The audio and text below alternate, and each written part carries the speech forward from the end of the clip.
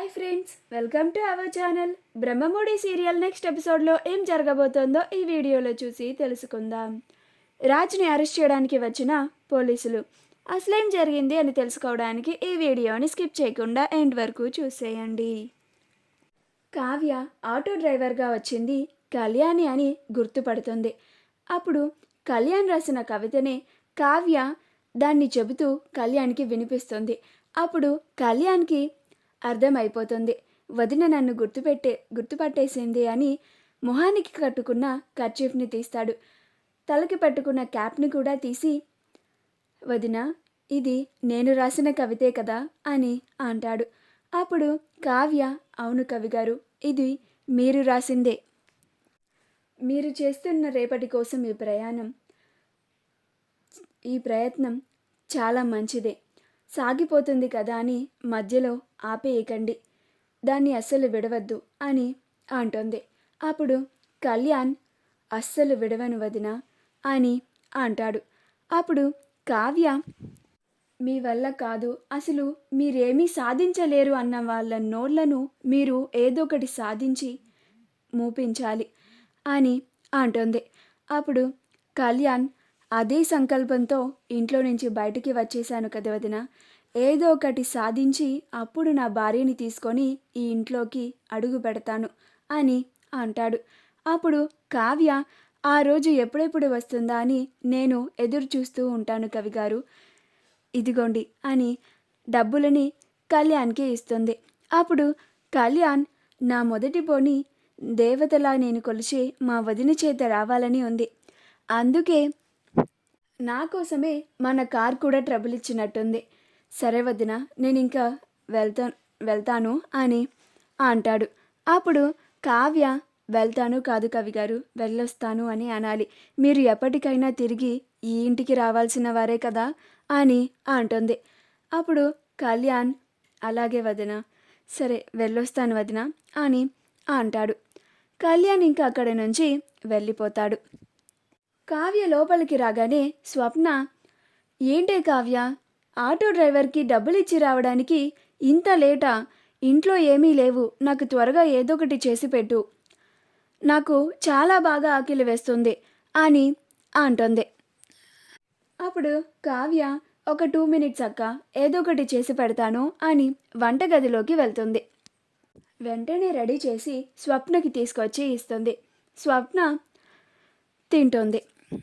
అప్పుడు స్వప్న అది తిన్న తర్వాత, అమ్మయ్య, నాకు ఇప్పుడు కొంచెం ప్రశాంతంగా ఉంది. దారిలో వస్తున్న దగ్గర నుంచి నాకు చాలా బాగా ఆకలి వేసింది కావ్య అని అంటుంది.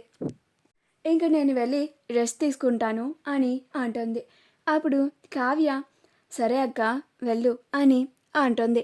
అలా స్వప్న తన గదికి వెళ్ళిపోయి రెస్ట్ తీసుకుంటూ ఉంటుంది. కళ్యాణ్ రోజు మొత్తం ఆటో వేసి డబ్బులు సంపాదించి ఇంట్లోకి సరుకులు కొనుక్కొని ఇంటికి తిరిగి వెళ్తాడు. ఇంటికి వెళ్ళగానే అప్పుకి, పొట్టి, ఇదిగో సరుకులు తీసుకొచ్చాను, ఇవి ఈరోజు వచ్చిన డబ్బులలో మిగిలిన డబ్బులు అని అప్పుకి ఇస్తాడు. అప్పుడు అప్పు, అదేంటి కూచి, వచ్చిన డబ్బుల్ని నాకిస్తున్నావేంటి, నీ దగ్గరే ఉంచు అని అంటుంది.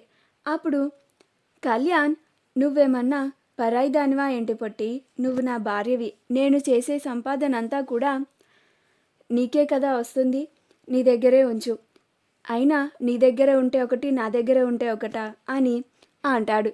అప్పుడు అప్పు, సరే మాటలు బాగా నేర్చావు కూచి అని ఆ డబ్బుల్ని తీసుకొని, ఎలా సంపాదించావు కూచి అని అంటుంది. అప్పుడు కళ్యాణ్, ఆటో నడుపుతున్నాను పొట్టి, ఈరోజు నుంచి మన రేపటి కోసం ఈ కొత్త ప్రయత్నం అని అంటాడు. అప్పుడు అప్పు, ఏదో ఒకటి కూర్చి, మనకి డబ్బులు సంపాదించుకోవడానికి ఒక మంచి మార్గం దొరికింది, అంతే చాలు, దానికి చాలా సంతోషం అని, ఒక నిమిషం కూర్చి, ఇప్పుడే నీకోసం మంచినీళ్ళు తీసుకొస్తాను అని లోపలికి వెళ్ళి మంచినీళ్ళని తీసుకొని వచ్చి కళ్యాణ్కి ఇస్తుంది. కళ్యాణ్ మంచినీళ్ళు తాగిన తర్వాత, పొట్టి బాగా ఆకలేస్తుంది, త్వరగా వంట చేయవా అని అంటాడు. అప్పుడు అప్పు 2 మినిట్స్కి వచ్చి నీకోసం స్పెషల్గా చేసి ఇప్పుడే తీసుకొచ్చేస్తాను అని వెంటనే ఫాస్ట్గా మొత్తం వంటని రెడీ చేసి తీసుకొని వచ్చి కళ్యాణ్కి పెడుతుంది. అలా ఇద్దరు కబుర్లు చెప్పుకుంటూ తింటారు. అలా ఆ రోజు గడుస్తుంది. మరుసటి రోజు ఎప్పటిలాగే రాహుల్ ఆఫీస్కి వెళ్తాడు. ఈలోగా రాహుల్కి ఒక కాల్ వస్తుంది. పెట్రోల్ ట్యాంక్లో తాను దొంగతనంగా కొన్న దుబాయ్ నుంచి దొంగ బంగారం పోలీసులు పట్టుకున్నారని కాల్ వస్తుంది. దానికి రాహుల్ అసలు జాగ్రత్తగా ఉండాలి కదా, మిమ్మల్ని పనిలో పెట్టుకున్నాను చూడండి, నన్ను అనాలి అని కంగారు పడిపోతూ ఉంటాడు. ఆ తర్వాత కాల్ కట్ అయిపోయిన తర్వాత అయినా నేనెందుకు ఇంత టెన్షన్ పడుతున్నాను, ఏమైనా పోలీస్ కేస్ అవన్నీ పడినా కానీ రాజ్ మీదే కదా, నా మీదకి ఏమీ రావు కదా అని అనుకుంటూ ఉంటాడు. అలా ఈ విషయం పోలీసుల వరకు వెళ్ళి పోలీసులు అసలు ఈ బండి ఎక్కడి వరకు వెళ్తుంది అని ఇన్వెస్టిగేట్ చేస్తే స్వరాజ్ గ్రూప్ ఆఫ్ ఇండస్ట్రీస్ అని ఉంటుంది. అలా పోలీసులు నేరుగా దుగ్గిరాల వారి ఇంటికి వస్తారు. వచ్చి మేము రాజ్ని అరెస్ట్ చేయడానికి వచ్చాం అని అంటారు.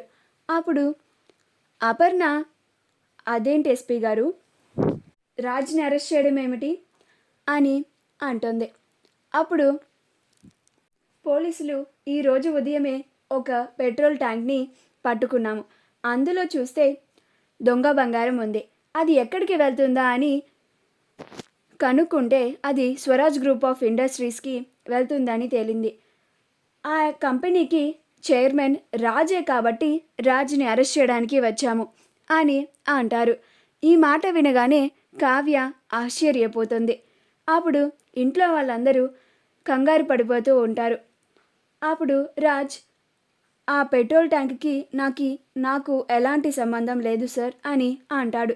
అప్పుడు పోలీసులు మీరు ఇదంతా కోర్టులో తేల్చుకోవాలి సార్, మేము మిమ్మల్ని అరెస్ట్ చేస్తున్నాం, ప్లీజ్ దయచేసి మా డ్యూటీని మమ్మల్ని చేయనివ్వండి, మాకు అడ్డుపడకండి అని అంటారు.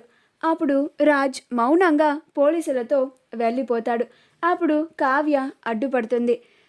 ప్లీజ్ సార్, మా ఆయన ఎలాంటి తప్పు చేయలేదు, దీనికి కారణం ఎవరో నాకు తెలుసు అని అంటుంది.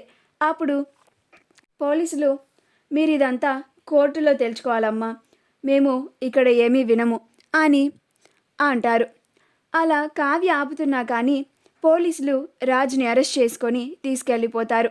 మా వీడియో కనుక మీకు నచ్చినట్లయితే లైక్ చేయండి, షేర్ చేయండి, మా ఛానల్ని సబ్స్క్రైబ్ చేసుకోండి, పక్కనే ఉన్న బెల్ ఐకాన్ని క్లిక్ చేయడం మాత్రం మర్చిపోకండి.